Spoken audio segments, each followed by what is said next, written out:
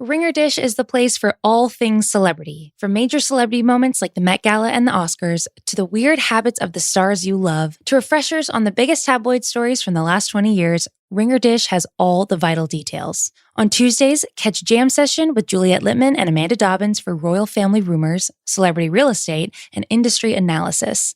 And on Fridays, listen to Tea Time with me, Kate, and Amelia for lightning-fast coverage on pressing celebrity news and gossip. Check out Ringer Dish on Spotify or wherever you get your podcasts. This episode is brought to you by Anytime Fitness. We may talk a whole lot about sports, but when it comes to keeping fit ourselves, there's definitely room for improvement. I hit this point early July. I was just like, I am not in good enough shape.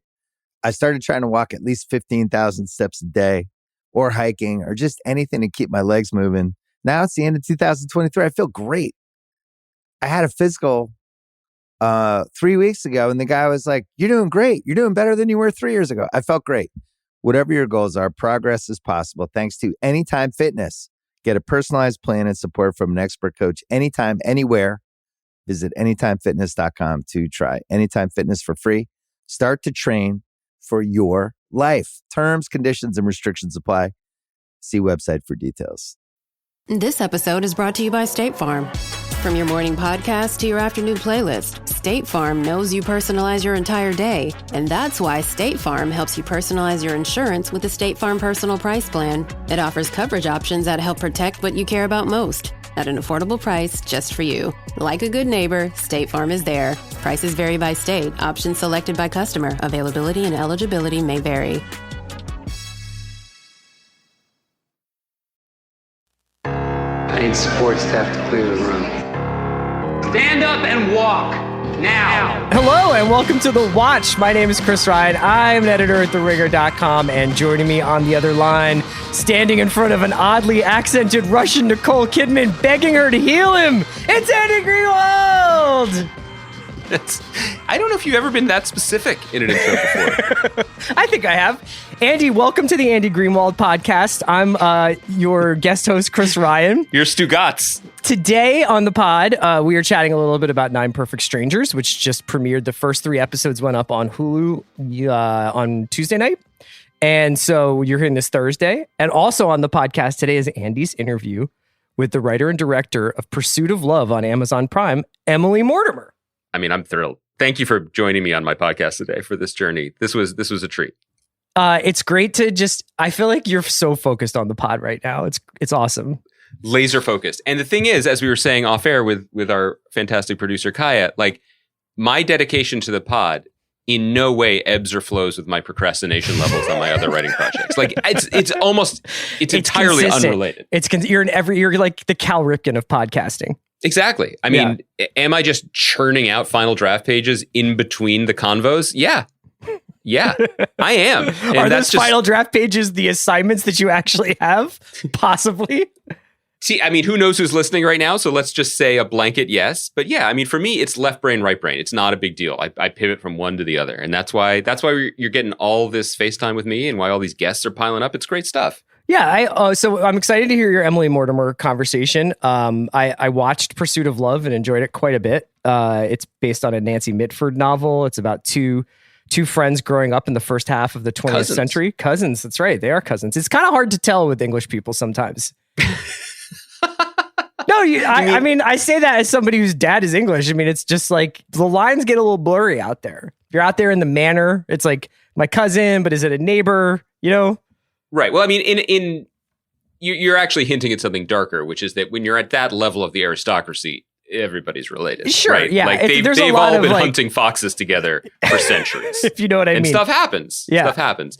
But yeah, I mean, I can set up the interview a little bit more later in the show, but I just love the series. It's I think that the biggest selling point, not to be cynical for people, but on Twitter seemed to be when I said that it was 3 60-minute episodes and that's your commitment. It is just to my mind, almost perfectly realized and expertly and stylishly executed miniseries. It is a period piece set during World War II, but it's about these two women growing up in very different directions. One sort of living a very free life as if there is no tomorrow, and one living life embracing bohemia. and the other one embracing normalcy to a degree. Not unlike you and I, like you're kind of like more of a stay-at-home Fanny. I'm kind of a wild, free Linda. It's true. It's true. The thing is about Chris is that anytime, if you see the word freedom fighters in the newspaper, Chris has already booked a ticket. You know what I mean? Like Chris is just one of those dudes who's like, oh, is that popping off? Yeah. Should we go?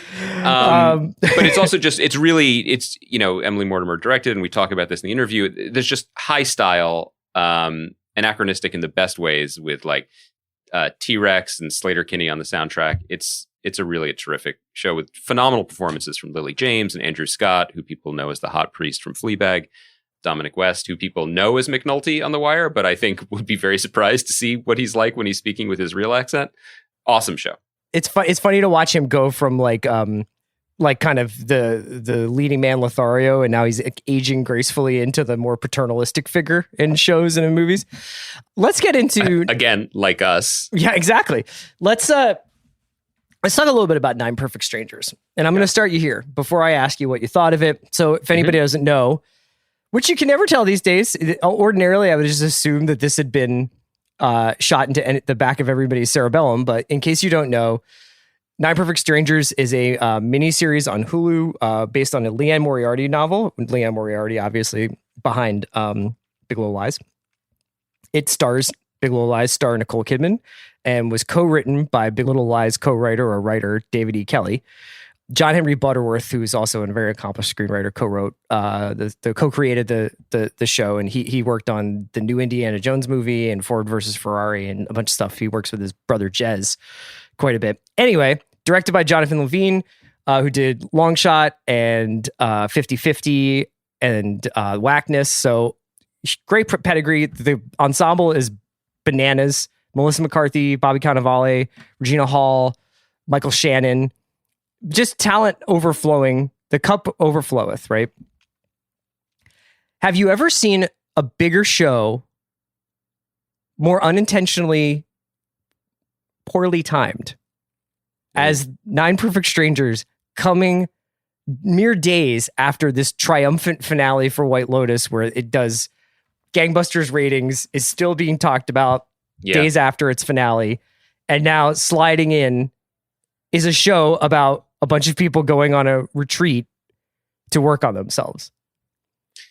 Yeah, the timing is really unfortunate. And I should say, Allison Herman wrote a piece about this on The Ringer, so you should check that out, because the timing couldn't be more unfortunate. And, charitably, I guess what I would say is the most charitable reason why I say that the timing is unfortunate is because the projects of these shows are very, very different, even though thematically and certainly narratively they are similar. Mm-hmm. Right. I mean, I would be hard pressed to name two 21st century TV auteurs with just different projects than Mike White and David E. Kelley. And David E. Kelley. Yeah. Mike White, is interested in smaller, more intimate, more human, more ugly, potentially moments, and kind of just sitting in it. And keeping you focused on it and living in it and living in the kind of uncomfortable collisions and confrontations that fuel our daily life. David E. Kelley, and so he's a small and intimate emotional storyteller. And I say this with massive respect for David Kelley. He is a professional storyteller.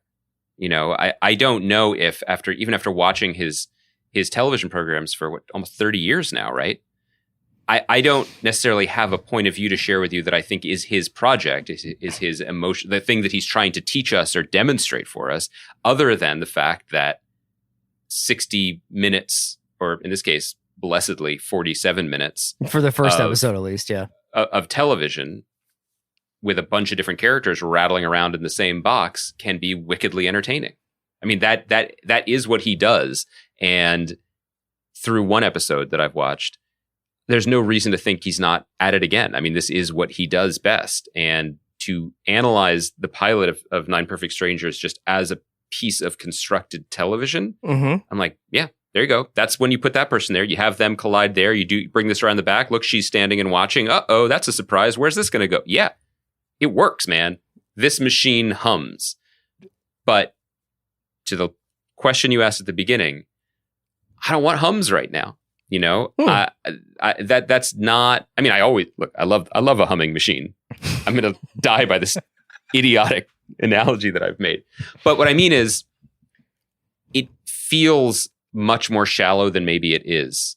Sure. One episode in, because it kind of is just like a tepid sauce of satire of something that is relatively easily satirized, cut through with television melodrama. And I am a huge fan of television melodrama, but the central conceit of Nine Perfect Strangers feels odd to me after White Lotus, mainly because in White Lotus, a whole bunch of people choose to go on a fantastic vacation and then are forced to stay with themselves on it and deal with stuff.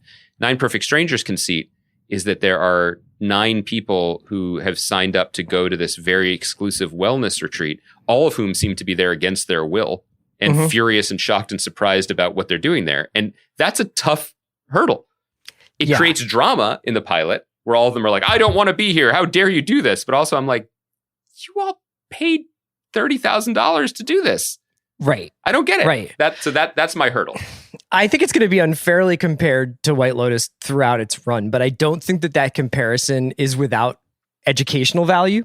You know, right. I mean, obviously that there are some similar themes at work, and there's some similar narrative things at work, but I was struck by how, you know, coming out of White Lotus and you get introduced to those characters early in the season, you get introduced to the people working at the hotel, the people visiting the hotel.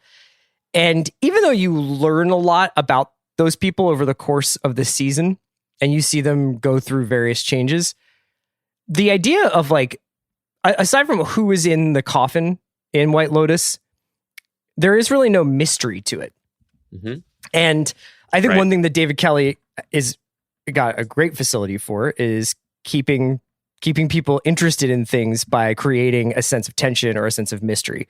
Mm-hmm. And so everything about Nine Perfect Strangers is supposed to be like, these people aren't what they seem, I think. You know, as you go through this episode, increasingly you're like, why is Michael Shannon's family so fractious? Why is Bobby Cannavale so angry? Why is Melissa McCarthy here at all? What is Luke Evans up to? What is Luke Evans up to? And what the fuck is up with Nicole Kidman? And that is, you know, that last question is amplified by the fact that she is putting up what you can only describe as a Mount Rushmore bad Russian accent, matched only by Sean Connery's Marco Ramius in Hunt for Red October and John Malkovich saying, pay this man his money in Rounders. I want Nicole Kidman. I want somebody to ask Nicole Kidman for a refund in this show so that she can go, pay that man his money.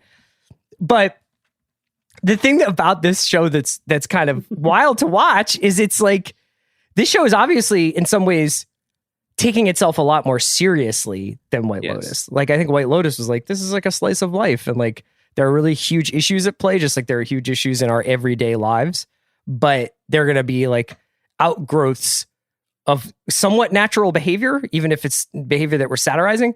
Whereas in Nine Perfect Strangers, it's like, it's trying to have it all. It's trying to be a game of Clue. It's trying to be a family drama. It's trying to be a mystery. It's trying to be a kind of like satirizing the wellness, revolution, but also very much feels like it's made for people who go to spas. You know what I mean? Yeah, trying to look beautiful.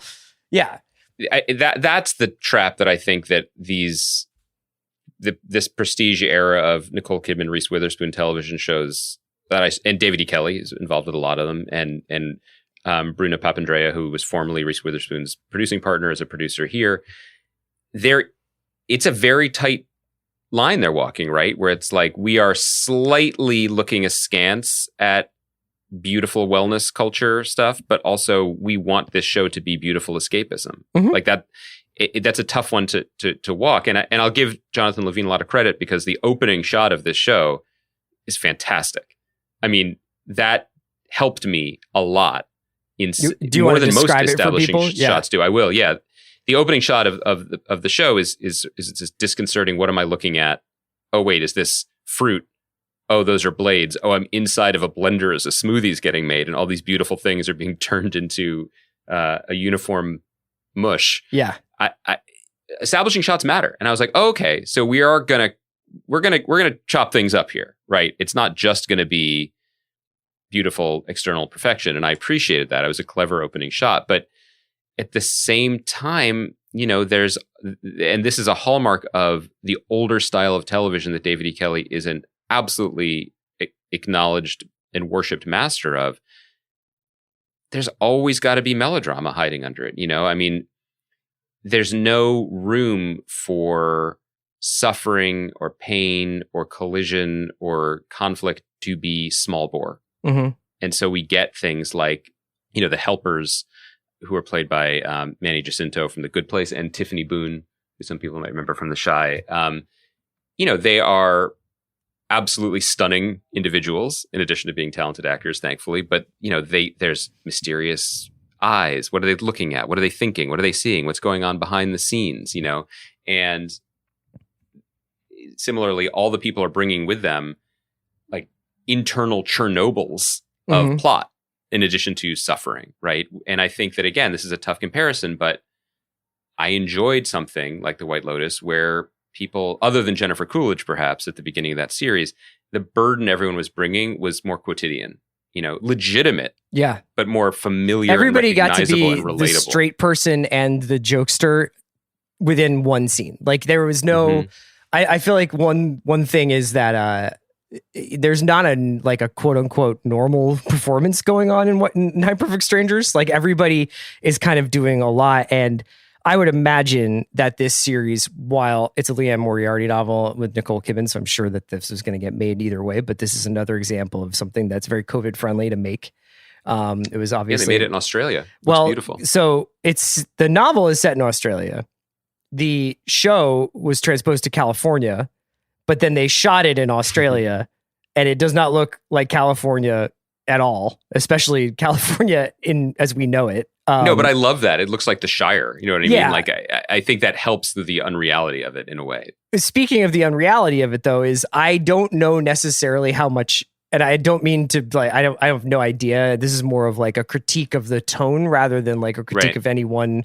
I'm sure it was like a very strenuous undertaking to make television during this time, but like, it doesn't feel like the performers all like got together and chatted about like how they were going to approach the show.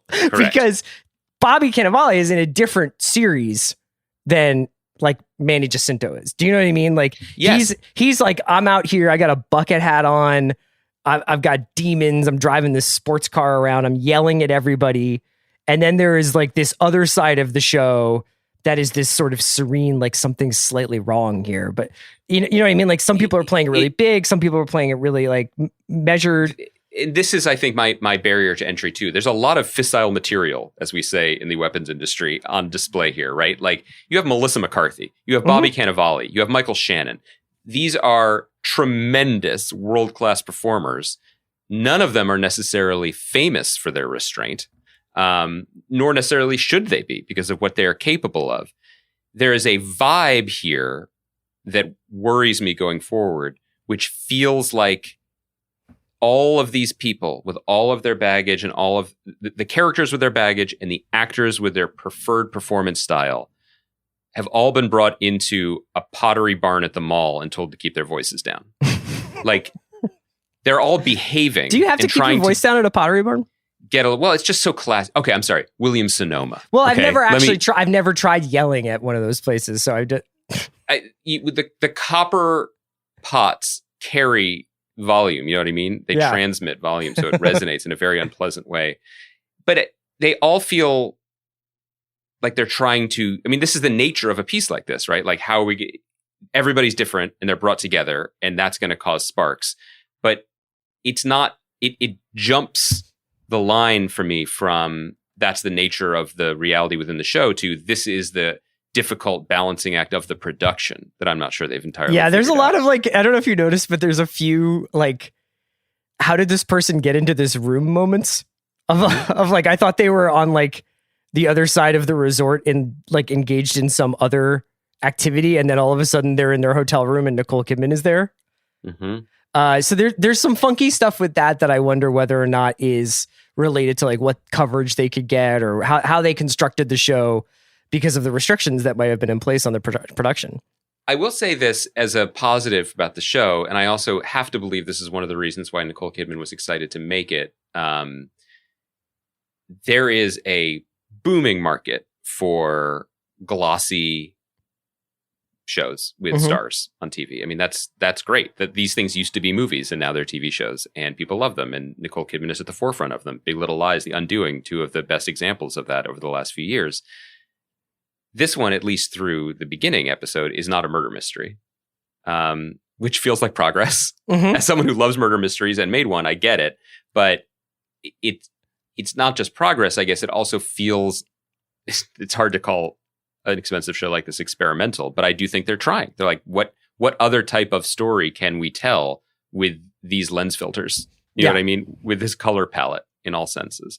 And I'm not upset with that. It just feels like a tougher barrier for entry. And I'll say this again, like this isn't something I'm necessarily proud of because I'm sheeple like everybody else. Like The Undoing had glorious performances, sexy, moneyed backgrounds that are fun to watch, but also it was a murder mystery. And I was like, well, okay, I guess I want to find out. And they managed to turn Big Little Lies into that too. Yep. Yeah. So who you got here? Like, I think for me, like, what's a compelling reason to keep watching? No, but it's like, what's your power rankings almost? Because like, I like everything Melissa McCarthy's bringing here. Like, I almost wish that it was her show. Like, let's just focus here. Right. I'm really, really love when Michael Shannon is in quote unquote normal things because he's just so deeply not normal as a performer. So his energy. So you think this show is normal? Very surprising. Yeah. Well, I think, you know, he's one of our great character actors and just tends to be on one in the margins of weirder, cultier, more critically beloved stuff. And then every so often they're like, "Here, Michael, come sit at the grown-ups table," you know. And he's certainly like, he's one of the best actors here, but his energy is just very different than Nicole Kidman's and what they do with their charisma. There's a scene in the first episode of Nine Perfect Strangers where Michael Shannon's character joins Samara Weaving's character with her boyfriend in a hot tub in a hot springs. And I couldn't help but think of the scene in White Lotus's first episode. I think it's the first episode where, where Rachel meets Olivia and Paula by the pool and they kind of like undo her, you know, like yes. they basically pick her apart where she's like, "Hey, how do you fellow kids?" And they're just like, whatever but that scene in White Lotus is played so acutely and is so incredibly observational about like human behavior and is very recognizable. Mm-hmm. And the Michael Shannon scene is kind of just like, what the fuck is going on? Like, why are these three people in a hot spring together? Like, if it's such an exotic, expensive resort, like, don't they have separate places for people? And then also, like, does anybody think that this guy is behaving normally, or nobody in this show is behaving in any way a way that would be like you could get away with in real life? But at the same time, it's not like over the top. It's not a satire. Everybody's heightened, you know, and that's, I think, this interesting line that we're watching. More broadly speaking, this show, there are aspects of the show that are very 2021, like getting giant movie stars together and, you know, and the whole package. That said, this type of story is as old as time. A bunch of people gather together and sparks fly or whatever. Canterbury Tales, baby. Right? Exactly. That was just a lot more flatulence than that. But yeah. I think, at least TBD, I haven't watched the rest of the series. But I think that what was very refreshing, and I apologize, part of this, you know, this is our first podcast we've done since not just the White Lotus finale aired, because we had watched it and talked about it, obviously, in our last episode, but since the reaction to it and the great Mike White interview that he gave to Vulture hosted, there's something that I just admire so much more about White Lotus in retrospect, which was the nimbleness and willingness the show brought to quote unquote hot button issues of today. And, you know, I think Mike White really articulates himself very well in terms of what he sees the point of his art is in that Vulture interview. And I really, really liked all of that. This show, like a lot of more cautious Hollywood entertainments, are still trying to have it both ways. And that's a tale as old as time, maybe not as Canterbury Tales, but as old as Hollywood, where we're going to tell a relatively familiar, soapy, sudsy, melodramatic story, but will also nudge and nod towards maybe having an opinion about things like influencer culture, right? Or phones. And you or get drugs. that kind of like, like addiction. Okay, yeah. We'll sort of look at that, but it's folded into and it's in the service of the larger Sudsy project. Nothing wrong with that. But again, the timing is causing us to, and I do feel unfair because I don't think I've said, other than that opening shot, I think every single thing I've said has been in relation to White Lotus. And I'd like to move past that. No, I mean, I would say that, but I've watched 2 episodes of Nine Perfect Strangers, and I think what you'll find when you see the second one, without giving anything away, is that it moves a little bit more into something is afoot. Now, whether or not it's like necessarily like a whodunit, it still is like the fact that it's called Tranquillum. I think it's supposed to feel a little bit off, and so you get more into like the mysterious aspects of it, and especially the mysterious aspects of Nicole Kidman's Masha character. What do you think of what Nicole Kidman's doing in this show? I don't know. I don't know what she's doing, because I think that, well, honestly, my reaction to it, and I don't know if this is fair to her, but my reaction to her arrival on the show is actually suited to the way I think about her in general and her career in general. She is at this point, becoming a completely unique television celebrity and star. I am in awe, with true and abiding respect, for the way she looked at the landscape of the roles she was getting in movies, where she has always been considered, since she debuted in that was it Flirting, her first Australian movie, but and then Dead Calm, like almost from the moment when she appeared, everyone's like, she's one of our great screen actors. Like, she's just that good.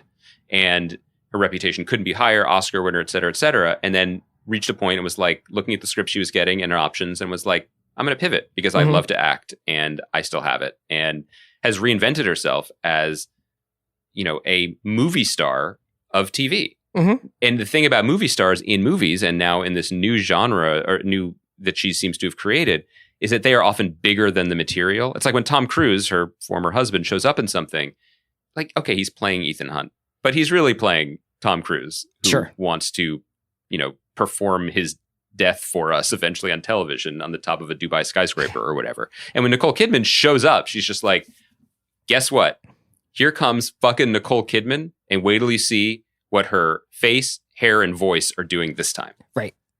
And it's cool. She's using her center of gravity and charisma really powerfully in this by making it all about what she's going to do and look like. I just don't know if it's tuned to the right frequency of the rest of the material. That's where, and then I end up there. Because there's something she does about... feel... There's big Will Ferrell's bad guy in Zoolander energy. Yeah. And I think that as episodes go by, maybe they'll all tune into one another. But right now it's just like, like Nicole, just the helicopter landed and here she is, Can I say 2 things? One, I forgot to mention it before. Grace Van Patten plays Michael Shannon's daughter. I think she's a really talented young actress, so I was excited that she's in it.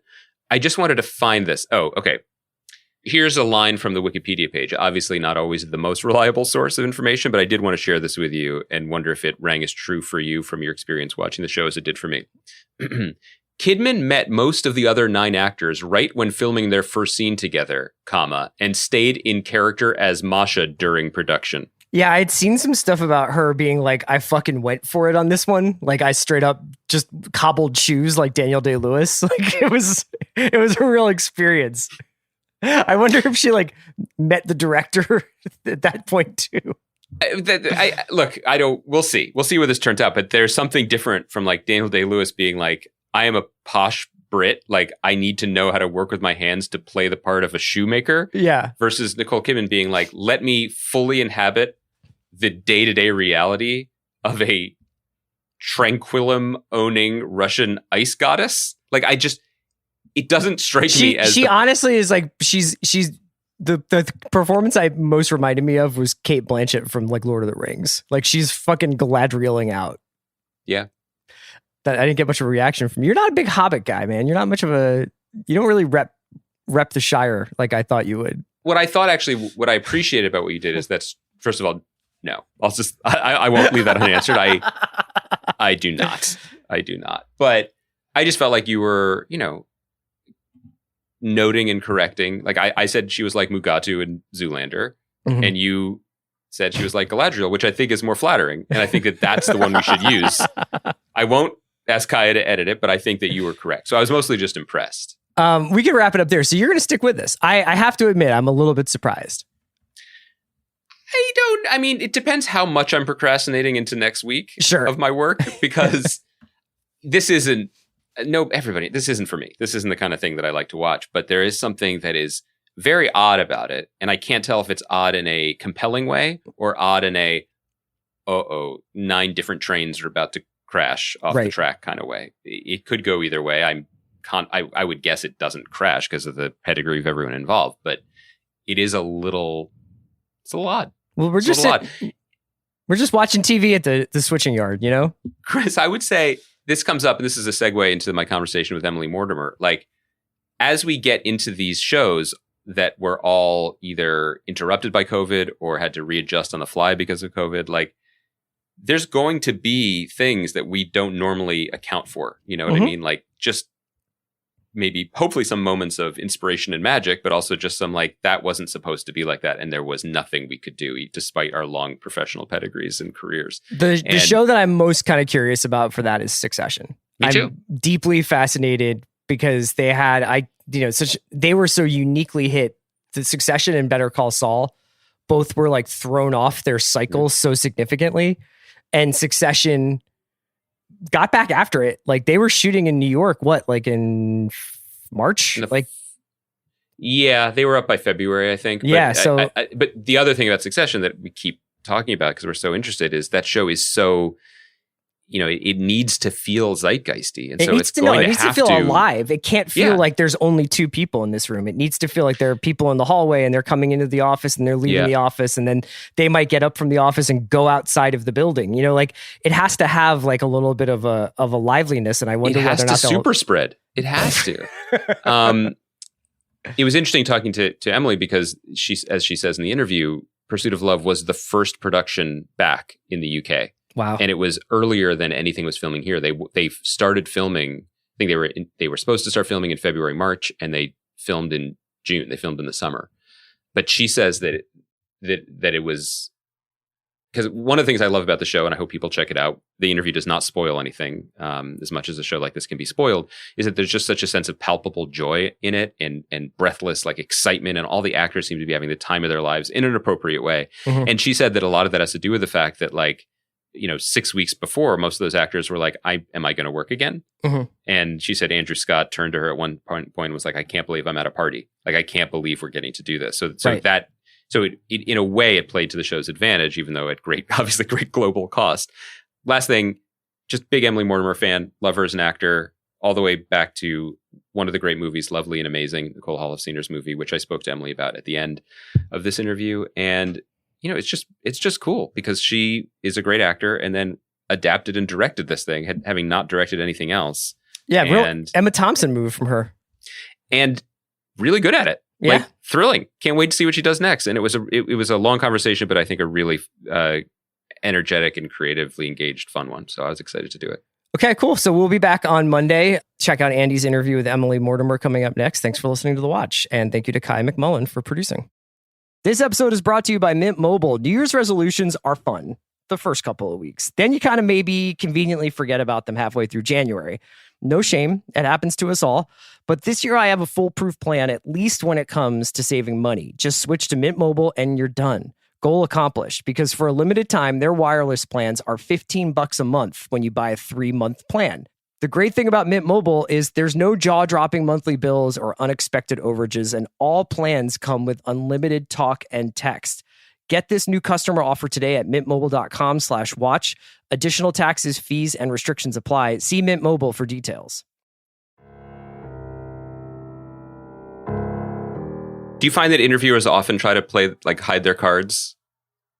And not, like, if they're interviewing you about a project, they don't want you to know how they feel about it, so that there's yeah, it's awful. It's awful.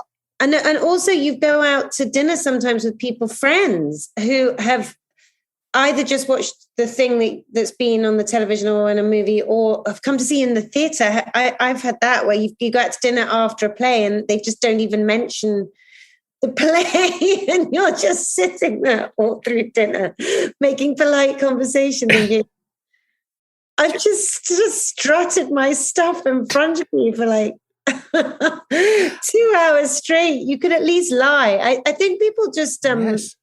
I think people just have I think honesty is an overrated virtue in this instance. Like, it's much better just to lie, and then you can have a nice conversation and get on with something else. But just say, I loved it, and then on you go.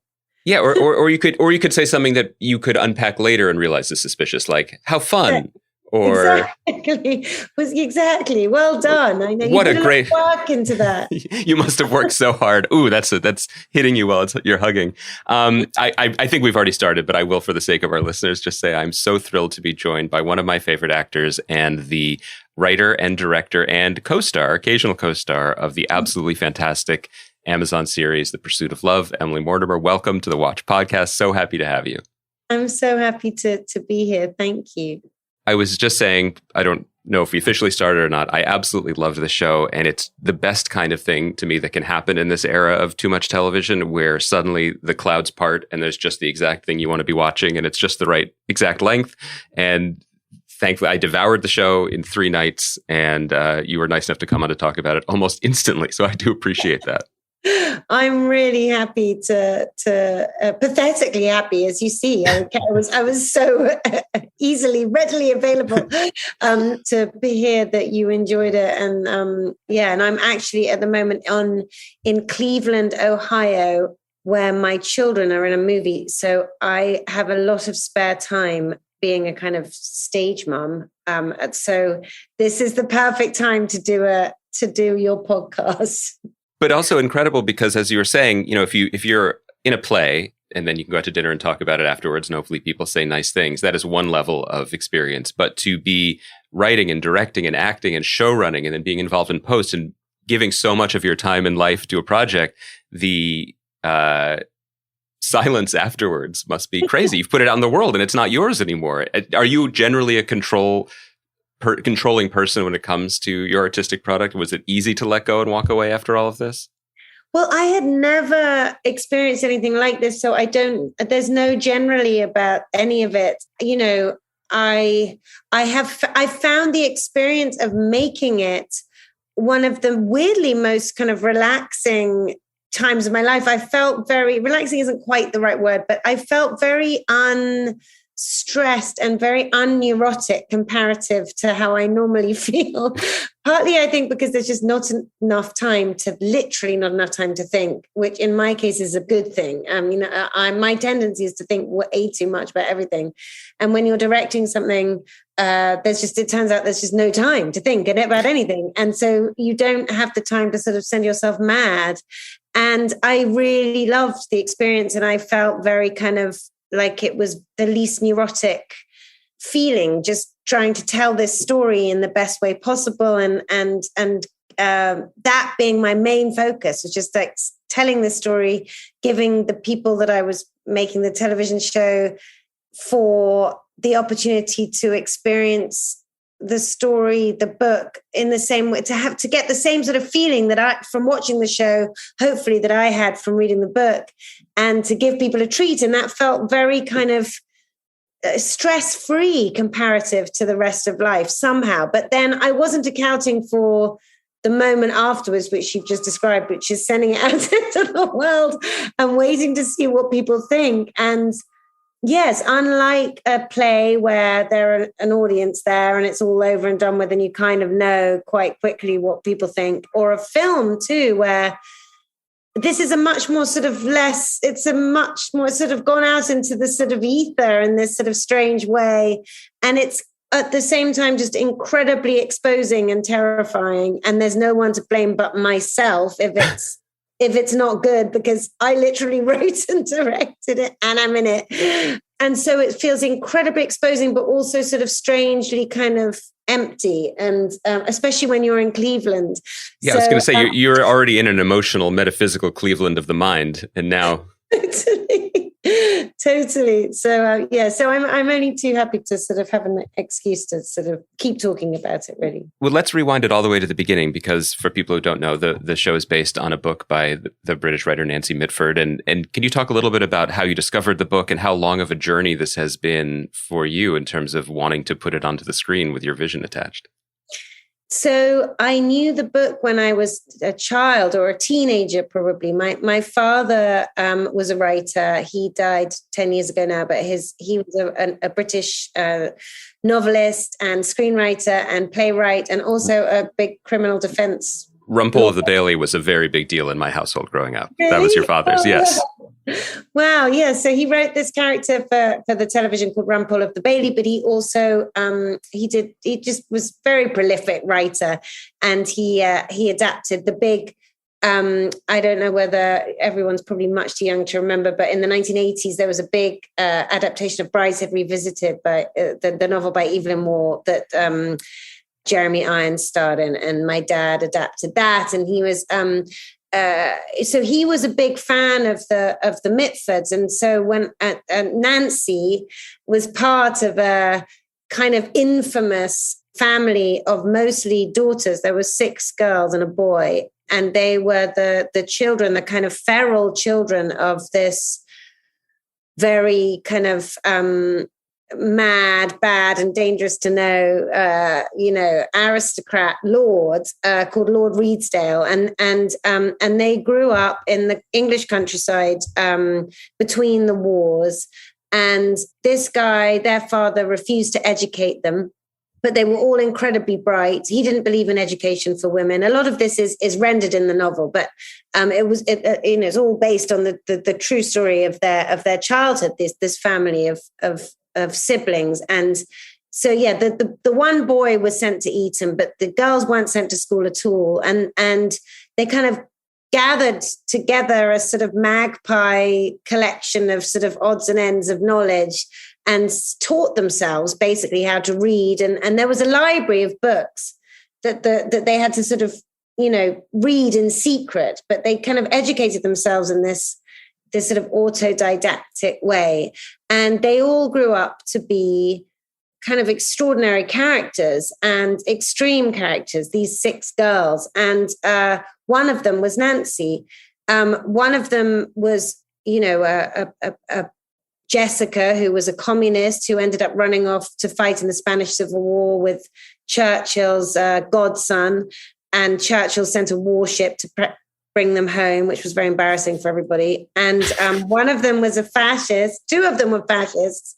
One of them married the leader of the fascist party, Oswald Mosley, in England, and ended up living out the war in prison as a result. And one of them, Unity, had an affair, potentially, it's not known, but definitely fraternized with Hitler, possibly had an affair with him.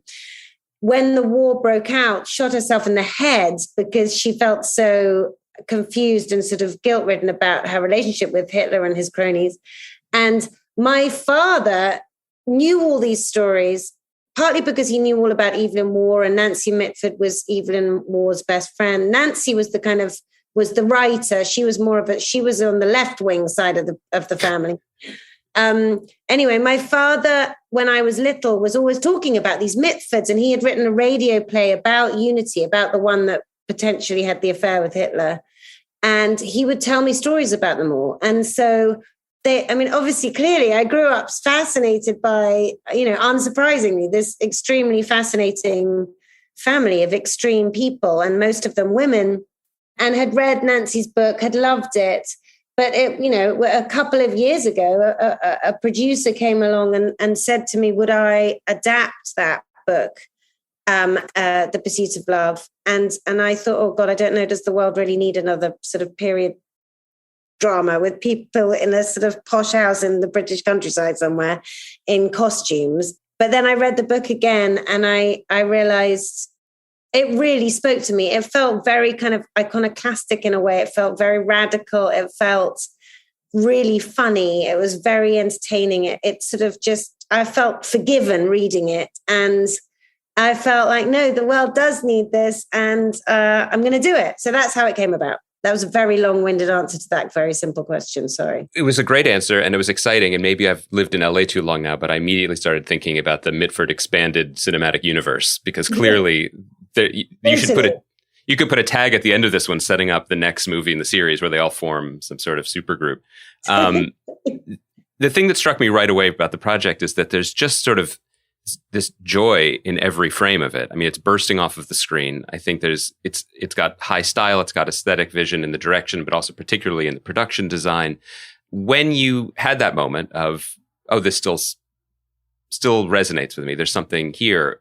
What was the process like of saying, well, okay, I don't want to make another period drama of people in a fancy house. This is a period drama with people in a fancy house, but this one needs La Tigra on the soundtrack, or this one needs to be as alive as this book just was in your most recent reading of it.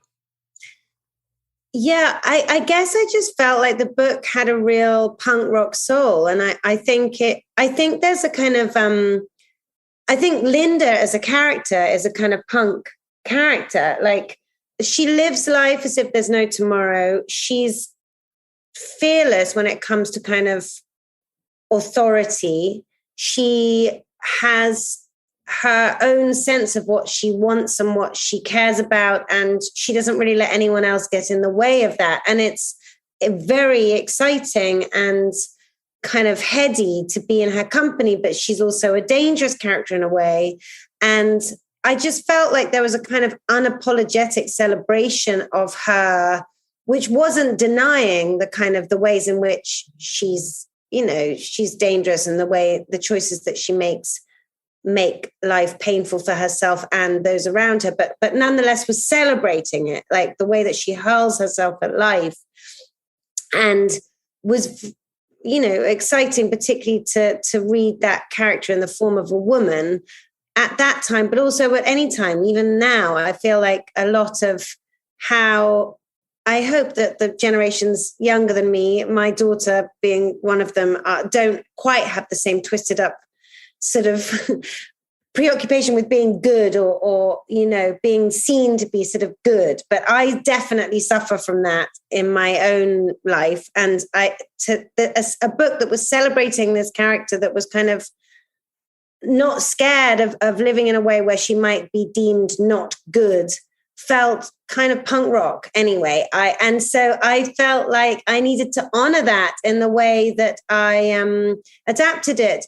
And I actually think not just that character, but there's a sort of seam through English posh person that has something in common with a kind of punk rock attitude. And it's not to condone, I mean, this book is a satire on the British aristocracy and doesn't kind of let it off the hook by any means. But there's something about these people that have lived for thousands of years without having to give a shit about anything that makes them kind of completely unapologetic in a way that's both kind of appalling and dangerous and also kind of really quite exciting. And, it wasn't for nothing. It's not sort of a coincidence that Marianne Faithfull, one of whom's tracks is in the show, Give My Love to London, but, was to be found in a fur coat in a castle in Ireland that actually belonged to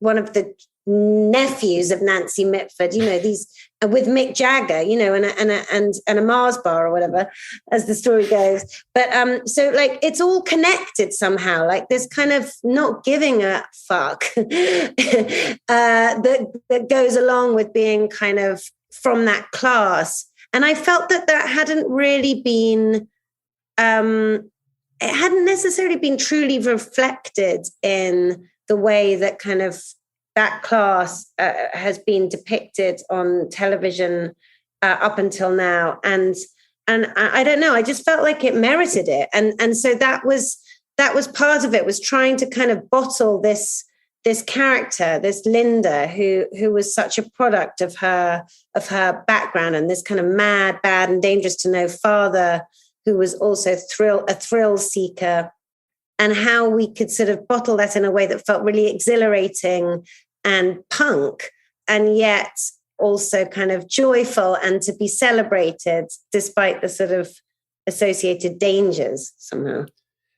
Yes, I mean there's like a decadence that's almost abstract at this point with these characters, because there actually isn't anything to lose, so they're capable of doing anything, right, including painting their birds hot pink, which is an incredible moment.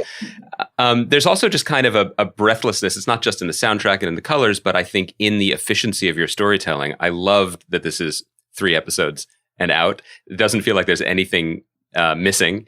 It's absolutely entertaining throughout. And I wondered if that was, and I think obviously everything is a factor of many things, particularly with something as naughty as a television production, but was that more a factor of this is, what you had negotiated and the amount of time you had, or was that also a factor of having, been in so many television shows and movies, worked on so many projects, and because of that, you have a taste for what's working and what isn't, and not being too precious about it, wanting to just do the best version of the story and get out? I definitely felt that when I was writing it, I didn't want to eke it out in that way that sometimes you feel things are eked out just cynically, for financial, economic reasons. Like it's more profitable to have a show that's 6 episodes than 3, and I just felt like I didn't want to do that with this book. It goes along at such a lick when you're reading it. And that's part of the character of the experience of the novel. It's like there's a complete sort of lack of earnestness she's allergic to earnestness, Nancy Mitford. Like, so she doesn't sit in or wallow in any kind of moments. It just trips along. And you say, blink and you miss it. But, one of the very first lines of the novel I've got in the show, which when she's describing Uncle Matthew, and she says, had he been poor, he no doubt would have been sent to prison for beating and refusing to educate us. Yes. And you're just like, you read it and you skip along to them and you think, wait, what did I do? And it's so kind of, there's something sort of, it would have been sort of disrespectful to the novel and not in keeping with the novel to have sort of wallowed in anything. It just had to go by at a lick. Yeah. And I think that's partly why then there are moments in the book where an emotional punch is really packed. It's like a sucker punch somehow, just when you're least expecting it, when she does allow you to sit in a moment of kind of pain or whatever. And it's all the more effective because she hasn't allowed it up, but she rarely does that. So I feel like so much of the character of the experience of reading the book was about just sort of blink and you miss it. And I wanted to recreate that for the show. I won't spoil anything about the ending of the series, but that is one of those moments that you're describing. And I think that it's a really impressive tightrope walk that you accomplish, because trying to find your way into this tone that would allow emotional moments to resonate, for allow the show to have an emotional weight to it, while also staying true to, as you describe it, what's true of the book, which is there's a kind of a almost comical stiff upper lip to everyone, right? Like we're just going to keep getting through this. Horrible things happen all the time, which obviously is a hallmark of that era in general. But I found it quite affecting because ultimately over the course of the 3 episodes, there seems to be an attitude of, well, life is life, whether you are having an incredible love affair in Paris or you are literally waiting by a telephone for 15 months. Time is going on, and there's something kind of, it's moving ultimately. I really felt that way too, and I'm so happy that you felt that way. But I felt that way about the book, certainly. And what was so interesting was that I started doing the adaptation before COVID, and we were about to start filming before COVID, and then lockdown came, so we stopped. But in the time in our little hiatus while we were waiting to be able to go off and shoot it, we suddenly went through something that was not the same as the Second World War, but we suddenly were experiencing what it might be like to live at a time where where life was fragile and you didn't know whether the people that you loved were going to live or die. And Nancy wrote this book in 1945, just at the end, literally at the end of the Second World War. And there's something, I love the tension in that, where there's something where she's just not going to, it's almost like it would be too painful to kind of actually go into the real pain of sort of life. And it's just too awful what kind of culturally she's just been through and what the rest of humanity has just been through. And the only response is to kind of see life as an absurd joke. But there is a feeling of exactly that time is time. And maybe someone who lives their life as if there is no tomorrow, when there really has been, no tomorrow, might be somebody to be taken more seriously than you might think. And we really felt, I think, communally, as we were filming the thing, that suddenly there was a sort of, a kind of poignancy and a kind of something very moving about the story, about what it was getting at, and about its refusal to be sort of dwell in an emotional space, and yet somehow it was sort of heaving with emotion at the same time. Was really kind of felt really right for the moment. I want to grab a word you just used, which was communal, because one of the other pleasures of the series is the sense of community that you seem to have fostered with the cast, all of whom are uniformly excellent. But what struck me the most wasn't just the brilliance of any individual performance, but there's so much happening between the margins of the story that you're telling. And a moment that really struck me is, I think it's in the third episode, when there's the rescue mission to Paris to rescue Linda from the happiest time of her life. And Davy and Merlin are having the best time of their life. And the actors in that moment seem to be having the greatest time of their life. And what's so wonderful about that is this is something that I always talk about in terms of what we love about TV in general, which is when supporting characters become people you adore. And when you feel you recognize their behavior almost before they do, that they've slipped into your subconscious in a way.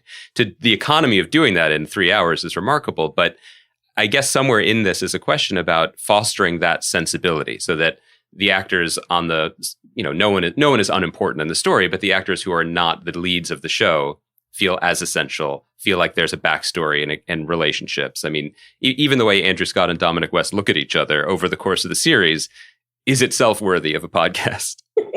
Totally. Yes. I mean, I think I would like to say, oh, that was all me. I sort of managed to sort of foster this extraordinary, atmosphere on the set. And I hope that sort of I'm an old person now comparatively, and I've been on a lot of sets my whole life. I'm nearly 50, and I've been acting in movies and TV shows for 30 years. So I do sort of have, I guess, a sense of the kind of vibe that I respond to, on a film set. And so I hope that I made it feel pleasant enough to be there. And a lot of the people that were in the thing are friends of mine anyway. And so there was, and I, my kids were in it. My mum was in it. My nephews were the sort of, extra kids running around. And there was a feeling that actually started with me and Dolly when we did Doll and M together, another TV show that I did with Dolly Wells, who's in The Pursuit of Love and is my big sort of collaborator and best friend. And we did a TV show called Doll and M for HBO.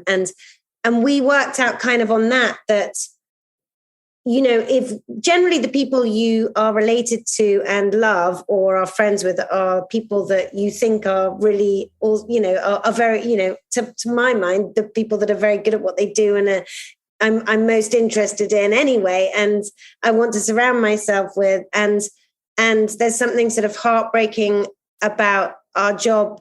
The heartbreaking part of our job is that you generally leave the people you love best in the world to go off and do it somewhere. And on Doll and M, we kind of learned that you could kind of bring them all with you. And the thing didn't suffer from that. In fact, it kind of made it sort of special in a way. And so that principle I sort of followed on The Pursuit of Love. And I think there was a vibe of that. There was a feeling of like, a family somehow, even for the people that weren't necessarily already friends or family to begin with. But I do think that there was something that was really helped by this COVID thing that was about, just a feeling of, and God, heaven knows one wouldn't have wished it on the world ever. But there was a feeling of, it was the first thing back in England, and actually nothing had come up. Productions hadn't started up at all in America at that point, but it was the first thing back. And I had flown over to England from New York, in June to start this thing, thinking, I don't know what the hell is about to unfold. This is just like mad. And why am I doing this? And I first of all, never directed anything before in my life. Second of all, why am I the first person back? I'm not just responsible for millions of pounds of people's money, but I'm also responsible for like lives. And I've never done this before. And this is just so unfair. Cynically, that might be why you were the first. They were like, well, totally.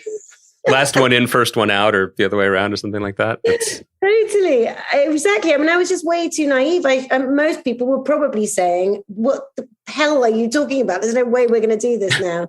But I was just like, all right, and off I went. But because all of the actors, it didn't matter whether you were Andrew Scott or Dominic West or, a lesser known actor, had been sitting in their houses and their apartments or wherever for the last however many months, thinking they weren't going to work again. Right. Everyone thought there wasn't going to be for many more months, that there would be ever a universe in which we would be back working.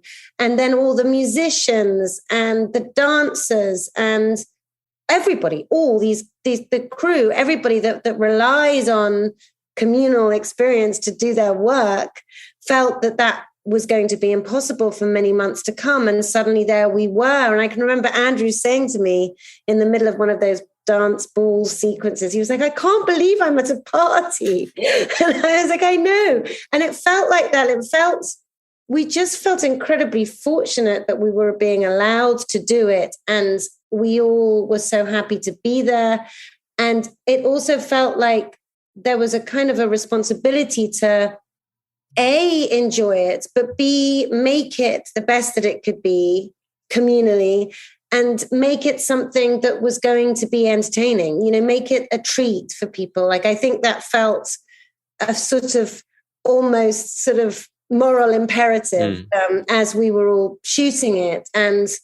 And here we were, and here were these dancers, these incredible, and I never would have got I don't think I would have got half the actors. I don't think I would have got, I certainly wouldn't have got these incredible dancers and this choreographer, Arthur Pitter, who are normally doing like extraordinary things, all over the world. And I just would never have got them were it not for COVID. And so I got them, but they were doing it with such sort of joy and excitement and love in a way that wouldn't have been possible. I feel like there's no way of knowing, but now I feel that that's part of that palpable sense that you get from the production. The most I was imagining before I realized how much COVID actually affected this was that Dominic West was just happy to finally be using his accent again. Like, because for the majority of Americans, like, who is this brooding American cop, and then you see him with a mustache and an accent and a whip, and you're like, oh, he's having the time of his life. Like, I feel like we've done him a disservice. We have to let him be free. Well, he's so funny. I mean, he's just so funny in real life as well as a performer. And I think I'm really happy that America got to get a taste of Dom's kind of wicked humor.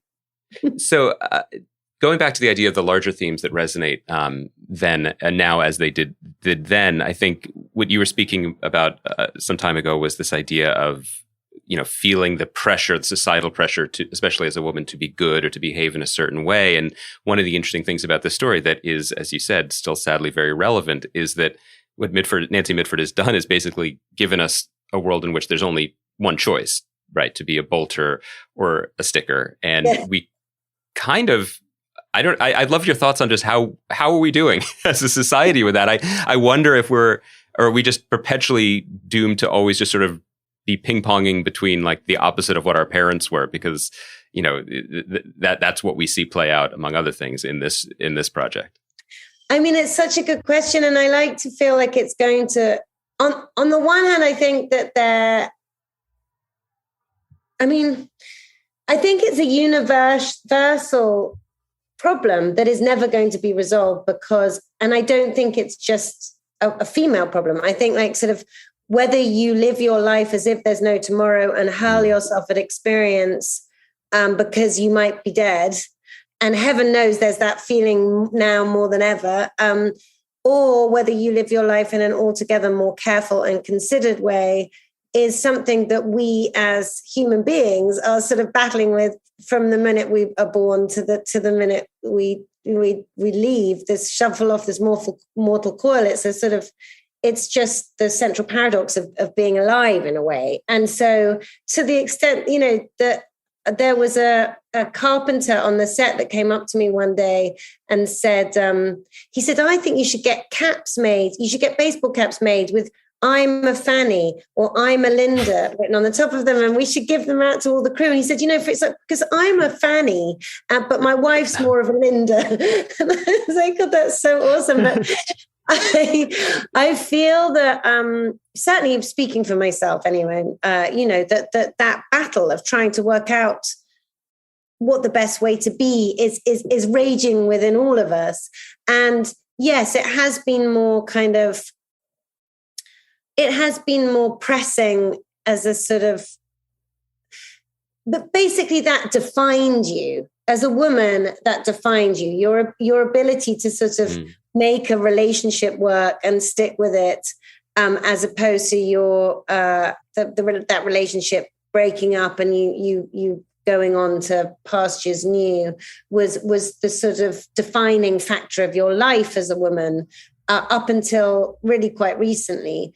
And so I think that's luckily no longer the case. But I don't know. I definitely think, I do think that the sort of, it was very interesting for me, not just using Nancy's voice as a writer, but inhabiting that character of the bolter as an actor, and realizing that I am, as a woman, extremely apologetic. I feel completely sort of so kind of painfully aware of my own shame. I am constantly sort of feeling guilty and not good enough. And to be able to play a part of a woman who is totally unapologetic, has no sense of her own shame, is completely shameless, in fact, and is being is being mocked, but is also being celebrated at the same time, felt really liberating.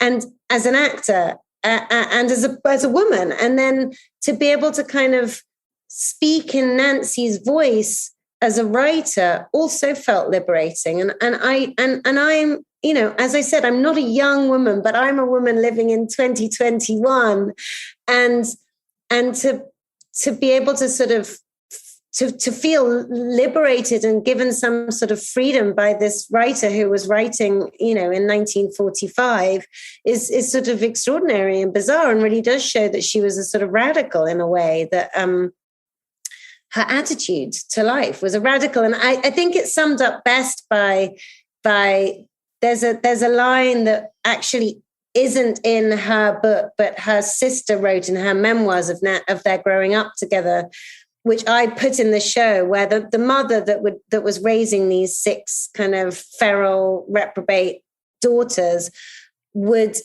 tear her hair out. Lady Reedsdale would tear her hair out with sort of despair about how they were going to kind of be proper, women of the world. And she would make them, in a desperate bid to sort of drum some sort of normalcy and convention into them, would make them sit down every so often and write out on a piece of paper how they would economize on a household for £200 a year. Right. And Nancy, every time, according to her sister, would write at the top of her piece of paper, £199 flowers was her way of economizing for a household on £200 a year. And I put that in the show. I attribute it to Linda, but in fact, it was Nancy herself. Mm-hmm.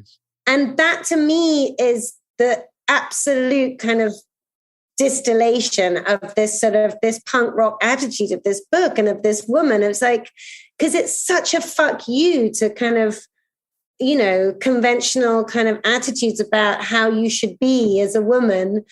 but yes, it's the chicest kind of fuck you. It's like, I'm going to spend all my money on flowers and that's how I'm going to economize for my family. And so to me, that feels still really daring and kind of iconoclastic somehow, and brave and cool. Well, I think there's also something equally quietly powerful and a little bit radical to the way that you've staged your own performance in the show. Whereas, there are appearances in all of the episodes, and constantly the Bolter is constantly spoken about. I mean, she's a celebrity, but it's kind of infamy until she arrives at the end with everyone else, and she's the happiest character on the show. Exactly. And all of a sudden you realize that, whether realizing it or not, you've been viewing her and her choices through the lens of those who are either aggrieved or jealous or judgmental, and she's not bothered by any of it. And that's one of the things that you leave us on, which I think is quite well done.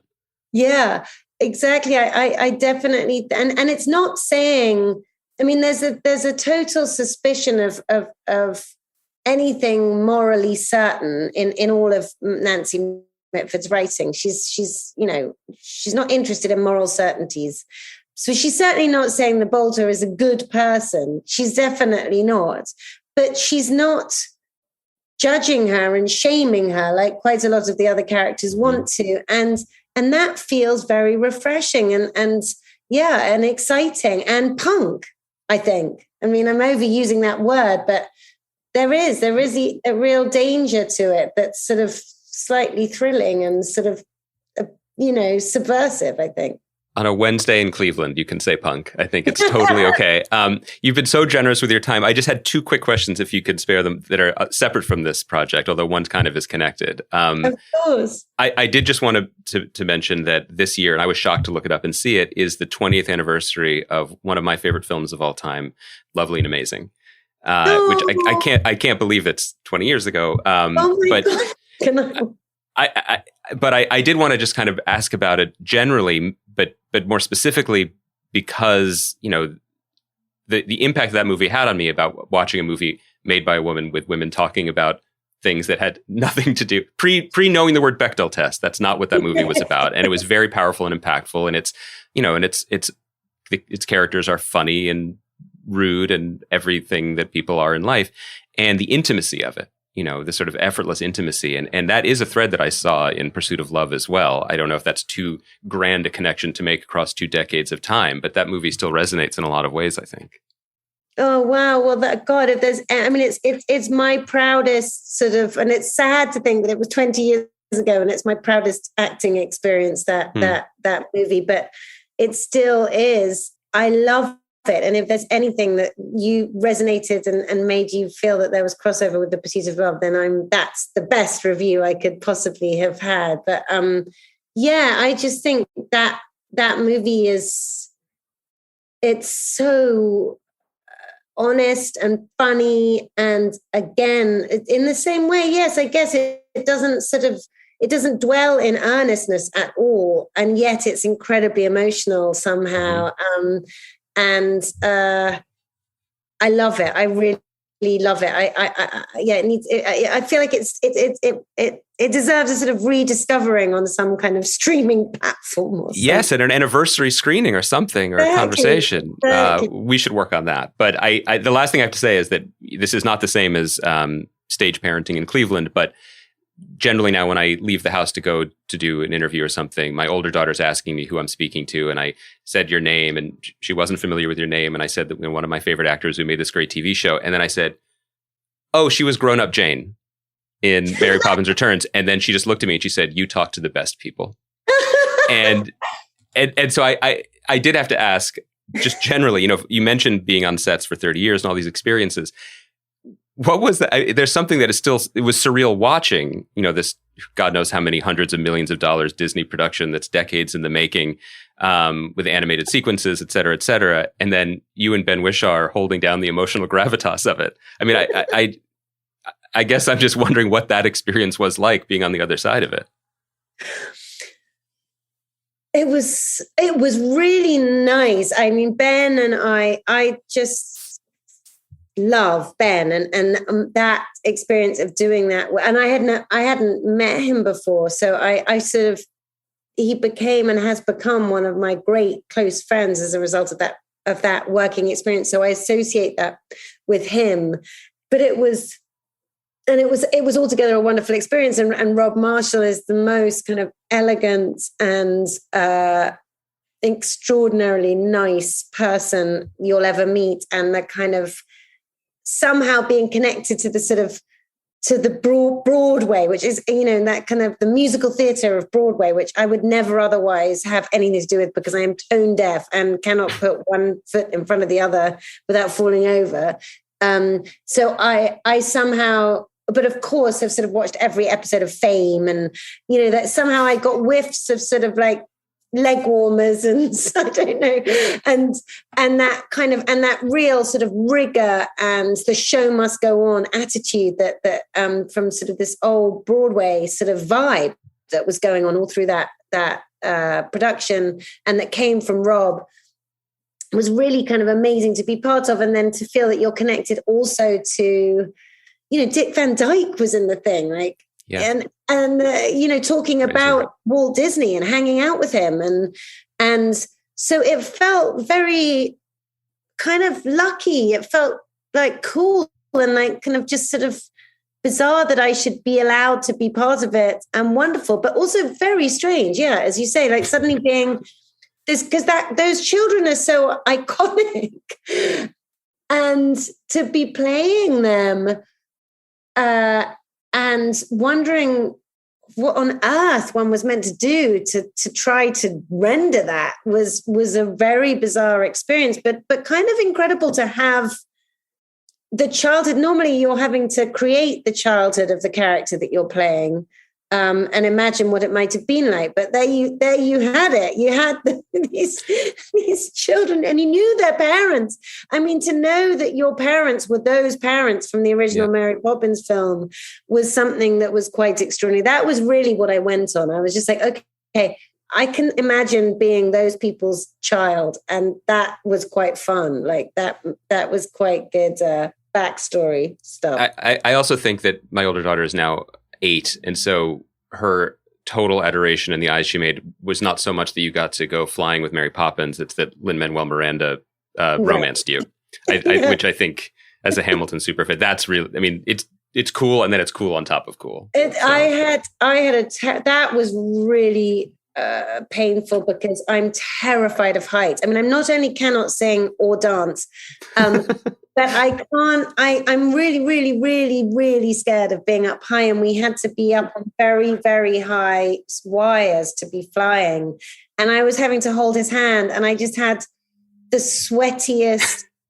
You can tell your daughter that poor Lin-Manuel Miranda is very understanding, and he's got clammy hands. I was like, I was just like, it was just dripping my hand, like, and he was having to hold it for hours at a time. I became known as something like, I can't remember quite what the phrase was, but it was like Mistress Clammy Hands or something. It was like, oh, this is just dreadful.